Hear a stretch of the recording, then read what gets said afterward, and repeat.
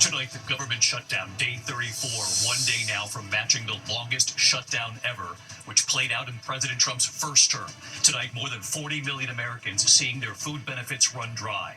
Under orders from a federal judge, the Trump administration now saying emergency funds will partially cover SNAP benefits through November. But tonight, hear the confusion, the fear, as we learn many families could be in for a wait. Also tonight, the shutdown and the concern growing at America's airports. Thousands of flights delayed or canceled, major delays in Houston, Philadelphia, Newark, and JFK. A shortage of air traffic controllers not getting paid, many calling in sick. And the concern over these controllers who are tasked with keeping passenger jets safe. Tonight, there is news on the two suspects charged in the Halloween terror plot. The FBI raiding homes and a storage unit finding multiple AR-15s, and authorities on what they allegedly plan to do. Election day tomorrow, New York City's mayoral race, Mamdani, Cuomo, and President Trump weighing in on that race late today. And the races for governor in New Jersey and Virginia and what they could signal. Dramatic images tonight showing the collapse of a tower, workers trapped, and what we just learned a short time ago. The urgent rescue off the East Coast, huge flames erupting on a boat. The scare on a Ferris wheel, two young girls thrown from the ride when it tipped over. Remembering Hollywood icon Diane Ladd, the Oscar-nominated actress. Tonight, her daughter, Laura Dern, paying tribute. And 50 years ago today, tonight here we celebrate 50 years of GMA. Robin, George, and Michael inviting back Charlie Gibson, Joan London, and of course Diane Sawyer, all back together again. And what they shared about the privilege of saying those three words, Good Morning America. From ABC News World Headquarters in New York, this is World News Tonight with David Muir. Good evening. We do begin tonight with the government shutdown, day 34 now. Tomorrow it ties the longest shutdown ever, which played out during President Trump's first term. Tonight, more than 40 million Americans seeing their food benefits run out after a federal judge's order. The Trump administration now says it will take steps to partially fund the SNAP program. Across the U.S. tonight, food banks are now seeing a surge of Americans in need. You can see their long lines of cars waiting to pick up supplies from California to Florida to the Northeast. We've heard from so many families who work and still do not have enough to pay the bills and to pay for food on the table. They count on this help. After a judge ordered the Trump administration to use emergency funds to pay for SNAP, the administration says those emergency funds will only cover a little more than half of the $8 billion needed to fund it just this month alone. On Capitol Hill, there is no sign of this stalemate breaking. Democrats say Republicans need to address health insurance premiums set to skyrocket for millions in addition to this hunger. Republicans have said we'll address health care later. ABC's Jay O'Brien leading us off from the Hill tonight. Tonight, with the country on the brink of the longest shutdown in history, fear and confusion for 42 million Americans after critical federal food assistance ran out over the weekend. Under order from a federal judge, the Trump administration now says it will tap all $4 billion remaining in SNAP's emergency funds to cover roughly half of the food program for November, but warning it will take a few weeks or even several months to pay out, leaving tens of millions of Americans in limbo like Simone Wilkes. It has been days where the kids will eat and I'll just survive off water. We first met Simone, a working single mom, a week ago when she was already skipping meals to feed her two young boys. After SNAP ran out, the state telling her benefits will come but may be delayed. Tonight we asked how much money she has left for food. $23. You have $23. Yeah. I do not know what I'm going to do. You're counting on that money now. How much do you have left in your SNAP account? 0. Across the country, more families turning to food pantries. Thank you so much. Tonight, gridlock on Capitol Hill not breaking. Democrats holding firm in the shutdown to force Republicans to come to the table on health insurance, with premiums set to skyrocket for millions of Americans, and calling on the Trump administration to keep SNAP afloat. Wouldn't the easiest way to fund SNAP just be for Democrats to vote to fund the government? No, the easiest way to fund SNAP is for the administration to do exactly what is done in so many other instances. This is an intentional, vicious choice that Donald Trump and Republicans are making. But the administration saying there's little to no money left. President Trump promising he'll negotiate on health care after the government reopens. Democrats saying they don't believe him. We can fix it with the Democrats. All they have to do is let the country open and we'll fix it. And David, bottom line tonight, SNAP benefits for November will at minimum be reduced, and there's no telling when they'll go out. It could take weeks or months, the administration says. And tomorrow, this shutdown ties the record for the longest in U.S. history, a record set during the first Trump administration. David. Jay O'Brien leading us off here tonight. Jay, thank you. Also, the growing concern at airports across the U.S. amid this shutdown. Thousands of flights delayed or canceled. Major delays in Houston, Philadelphia, Newark, and JFK. A shortage of air traffic controllers, not getting paid, many calling in sick. And there is concern not just about cancellations and delays, of course, but about safety, too. These controllers are responsible for keeping passenger jets safe as they take off and land. Here's Whit Johnson tonight. Tonight, delays and frustration mounting at airports nationwide as the government shutdown drags on, leading to major air traffic control staffing shortages. I was in the airport for 7 hours, so it was pretty bad. It was horrible, yeah. 13,000 controllers and more than 60,000 TSA agents are not getting paid, many now calling out sick. Today, this massive checkpoint line stretching outside the terminal at Houston's Bush Intercontinental Airport. The wait time, 3 hours. It's really long. Becca Pearson traveling from Colorado to Grand Cayman with her husband and 3 young children. We missed our flight yesterday, so when they told us to come back, they said get here 5 hours early. In the Northeast, it was the worst weekend for air traffic control staffing since the shutdown began. Thousands of delays stacking up at Newark, JFK, and Philadelphia. And it's not just about getting to your destination. It's about the safety of the planes themselves. The most recent incident, a close call at Boston's Logan Airport.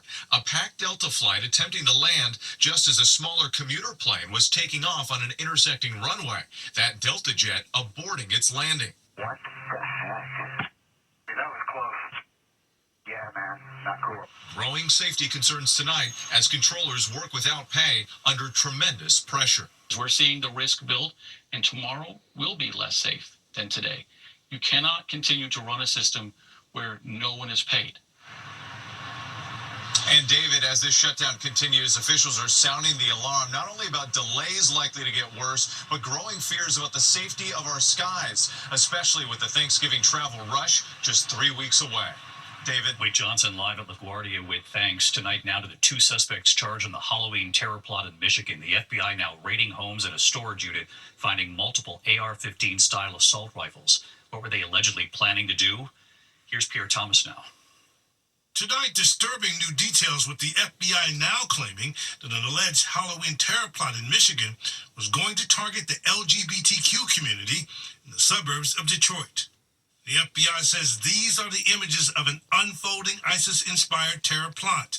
Suspects buying guns and ammo at a local gun store and shooting at gun ranges. And tonight, federal authorities say they've recovered 3 AR-15 assault rifles, 2 shotguns, 4 handguns, and more than 1,600 rounds of ammunition, along with tactical gear.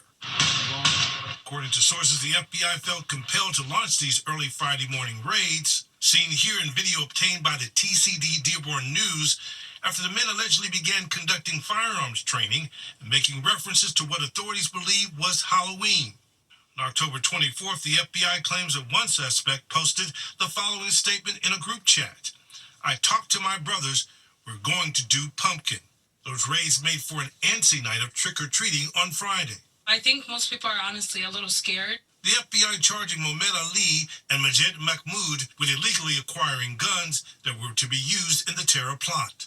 But attorneys for at least one of the suspects say the FBI is overreaching and that the men were gamers who used provocative language but had no intention of killing anyone. And David, and assigned authorities are taking no chances these days. An Illinois man has been charged with threatening to kill President Trump.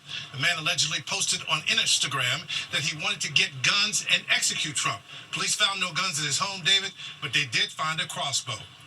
Pierre Thomas watching both of these cases tonight. Thank you. Election day, of course, tomorrow. All eyes on the race for mayor in New York City. Zohran Mamdani and Andrew Cuomo getting a bit closer in late polling with massive early turnout already. Here's Aaron Katursky. Today, in the closing hours of his come-from-nowhere campaign for mayor of America's largest city, frontrunner Zohran Mamdani marching across the Brooklyn Bridge. holding a banner reading, "Our time is now." We stand on the verge of ushering in a new day for our city. His leading rival, former Governor Andrew Cuomo, argues Mamdani, a 34-year-old assemblyman and self-described democratic socialist, will destroy the city. Socialism has not worked anywhere on the globe, not in Venezuela, not in Cuba, and it's not going to work in New York City. President Trump today urging New Yorkers to vote for Cuomo, saying you must vote for him and hope he does a fantastic job. He's capable of it, threatening to withhold federal funding from the city if Mamdani wins. I'm not a fan of Cuomo one way or the other, but if it's going to be between a bad Democrat and a communist, I'm going to pick the bad Democrat all the time. Late last night, Andrew Cuomo received Donald Trump's endorsement. Mamdani calls Cuomo the president's puppet. In neighboring New Jersey, Congresswoman Mikey Sherrill, a former Navy pilot, facing off against Trump-backed businessman Jack Ciattarelli in the governor's race. I'm angry that the cost of everything is going up for really no reason other than to line the president's pockets. Ciattarelli today is surprised by his son Jake, an Army captain deployed to Kuwait. In the Virginia governor's race, former Congresswoman Abigail Spanberger pledging to stand up to Trump in a state that's home to thousands of government workers. We need a governor with a plan to see us through this time of chaos and challenge. Polls giving Spanberger the edge over her Republican opponent, Lieutenant Governor Winsome Earl-Sears. Don't believe those lying polls. You know why? Because they're trying to deflate us. And around here, David, there is such energy. A record-shattering 735,000 New Yorkers have already cast their ballot. That's 4 times as many early voters than the last race for mayor. David? Yeah, really eye-opening numbers. Aaron Katersky tonight. Thank you, Aaron. We learned late today that Hollywood icon Diane Ladd has died. Tonight, her daughter, actress Laura Dern, paying tribute to her mother, the Oscar-nominated actress. Here's Deborah Roberts.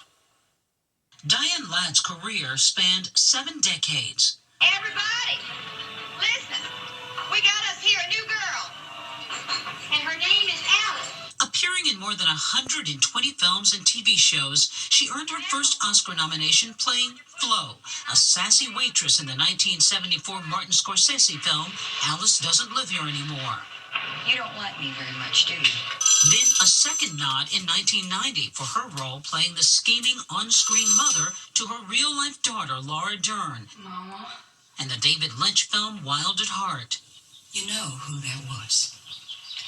And you know that you aren't. And I mean are not gonna see him ever. End of story. Then a third came a year later for her work in the film Rambling Rose, where, again, she starred alongside daughter Laura Dern, making history as the first time a mother and daughter had been nominated for the same film. Her daughter Laura by her side, writing, "She was the greatest daughter, mother, grandmother, actress, artist, and empathetic spirit that only dreams could have seemingly created." Diane Ladd was 89. Our thanks to Deborah Roberts tonight. And when we come back here celebrating 50 years of Good Morning America, Robin, George, Michael, inviting back all of the hosts, David Hartman, Joan London, Charlie Gibson, Diane Sawyer.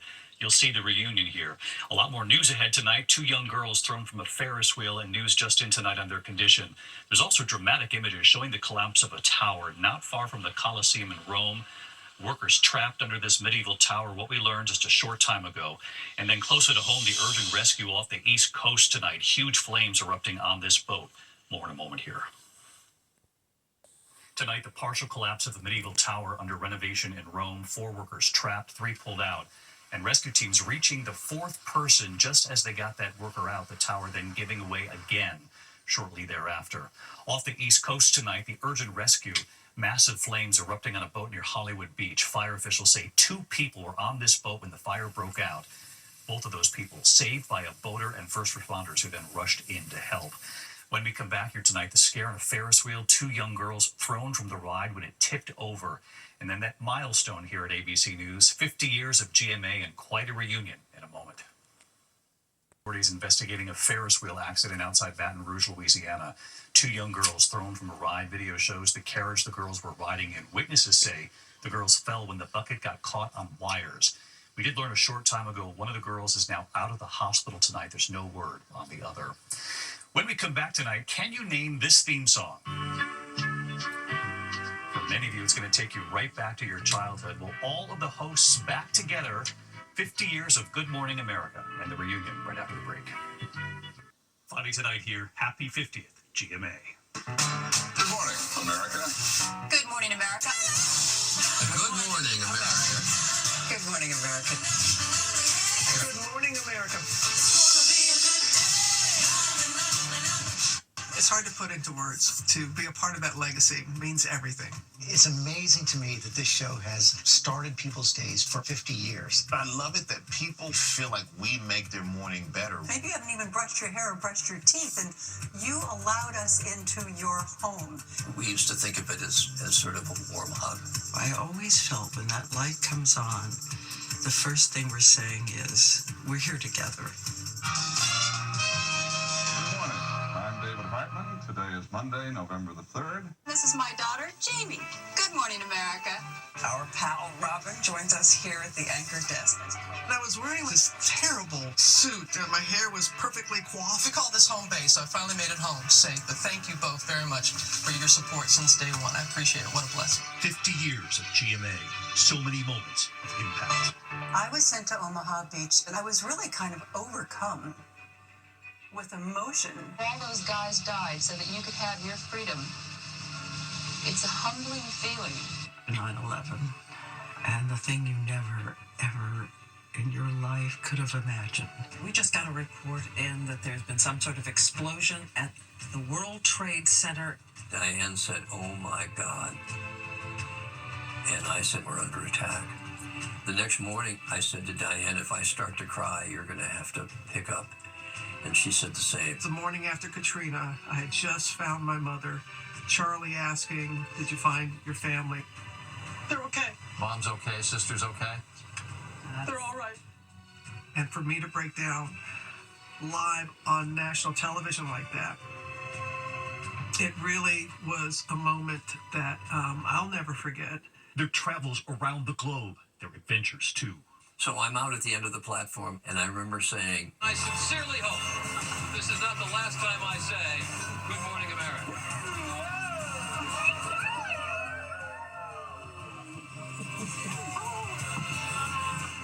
The morning of being in Tuskegee, Alabama, my dad was still with us at the time, the Tuskegee Airman, and flying a plane just like the one he flew. It doesn't get any better than this. I loved trying to go up with the Blue Angels, and I said to him, "Can you just rev it up a little more?" And even as I'm saying it, I'm passing out completely. I'm so happy to go to space, but I was even happier to come back from space. Coming back from my bone marrow transplant was something I will never, ever, ever forget. I have been waiting 174 days to say this. Good morning, America. It was such a moment of relief and joy for all of us. And through it all, the unexpected laughter, too. It's too much of a decathlon not to have human failure in it.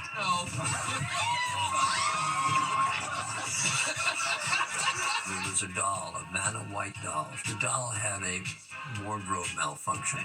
Whoops. And I couldn't breathe. I was laughing so hard. I'm sorry.